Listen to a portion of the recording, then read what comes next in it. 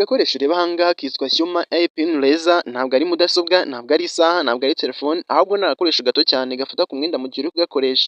Iyi pin cyangwa se bag aho ibera idasanzwe ikoresha AI cyangwa se Artificial Intelligence ihanitse cyane, ikoranabuhanga ridasanzwe. Tubahaye ikaze, igitangaje kurusha ibindi ni uko iyi pin itagira screen cyangwa se ikirahure.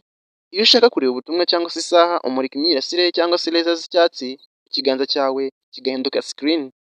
Kugira ngo uhindure indirimbo cyangwa se usome ubutumwa, unyeganyeza intoki zawe mu kirere imbere y'iyo pin, ikamenya icyo ushatse kuvuga bitabaye ngombwa kuyikoraho.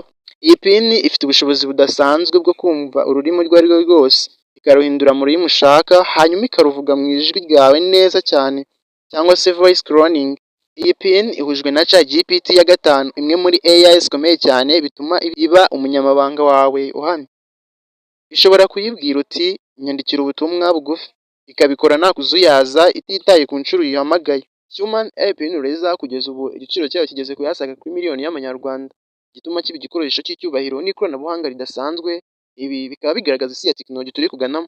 Niba ino video wayikunze, usige ukanze like, ukore subscribe, unasharinge inshuti yawe. Reka tuzahure muri video itaha.